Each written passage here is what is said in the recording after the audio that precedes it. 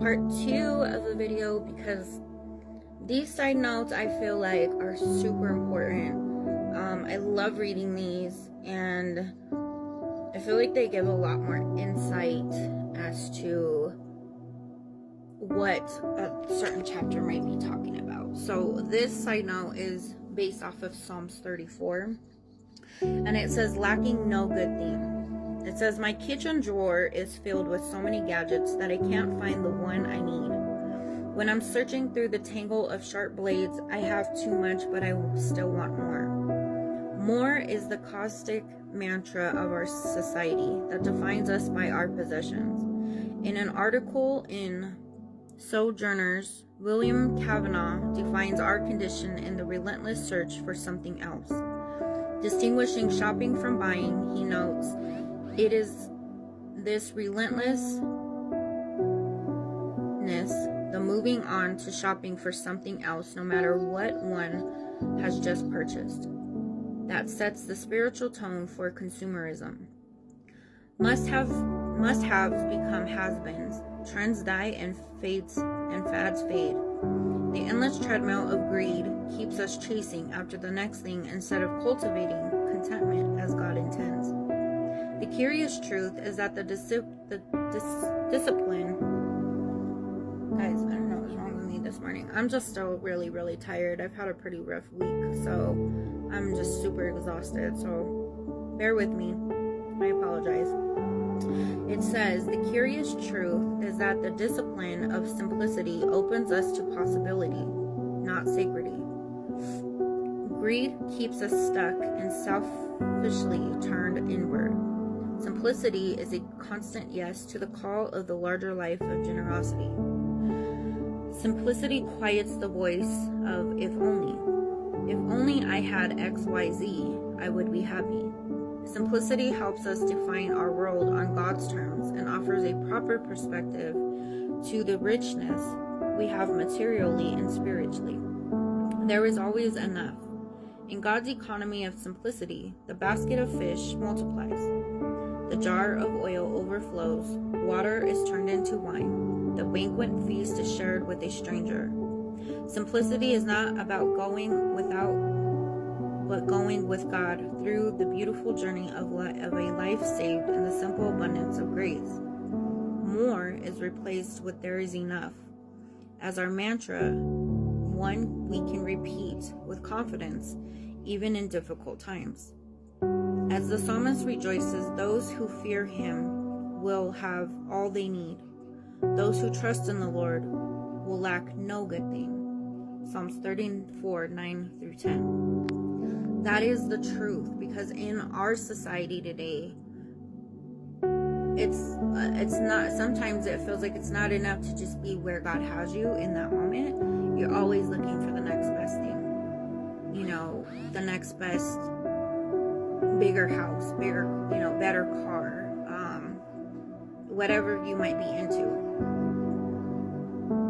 I pretty much live a simplistic life. I'm thankful for the things that I have, and it's normal to want more and to want bigger, but in the same regard, I've learned in my life, coming from nothing to what I have now, I am very blessed to have everything that I have now that the Lord has provided me. I, for myself, can't get caught up in I don't get caught up in all the trends and things like that. I've never been that kind of a person though. I don't care about name brand stuff. I'm not very materialistic because I think just from growing up to just even in my adulthood, I've lost so much stuff, and things can be replaced.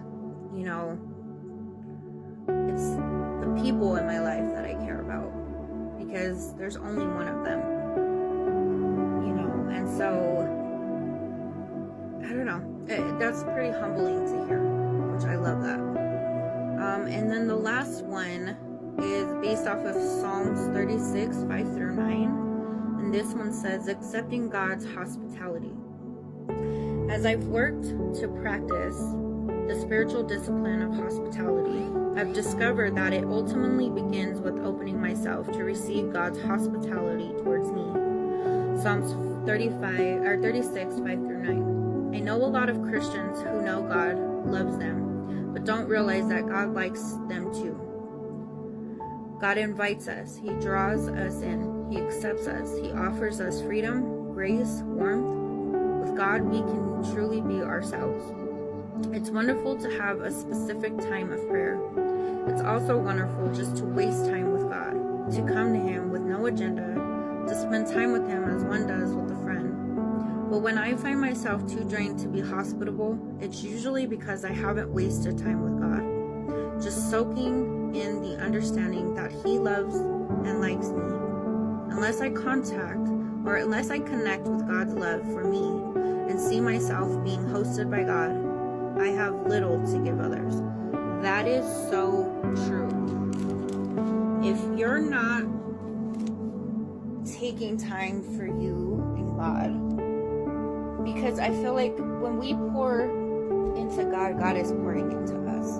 And that's so important. It's like that, basically that saying, if you don't love yourself, you can't really love others, because even in the Bible it talks about how no man hates himself, you know? And okay, you could argue the point, well, I have insecurities. We all have insecurities. No matter who you are in this world, every single person has an insecurity about themselves, if we're just being honest. So, be easy on yourself.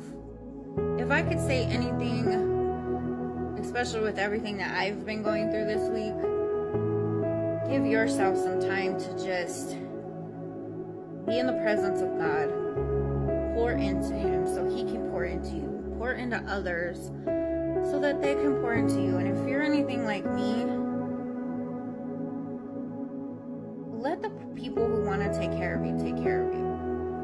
It's not always a bad thing. For myself, I'm more of a person who takes care of everybody else, and sometimes I forget to stop and take care of me and make time for just myself.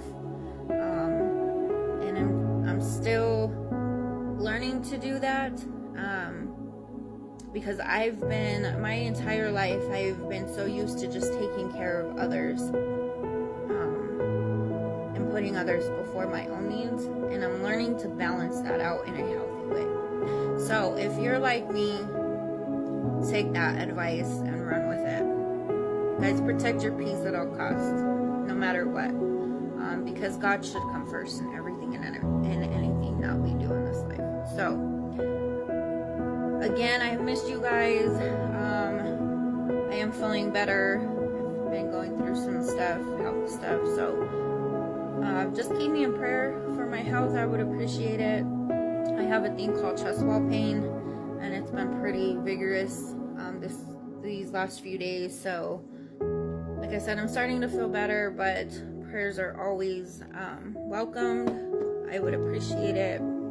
Just know that you guys are loved, cherished, honored, highly favored, prayed over. I love you guys so much. If you need prayer, please don't hesitate to reach out. I pray that today God just speaks to you in a mighty way,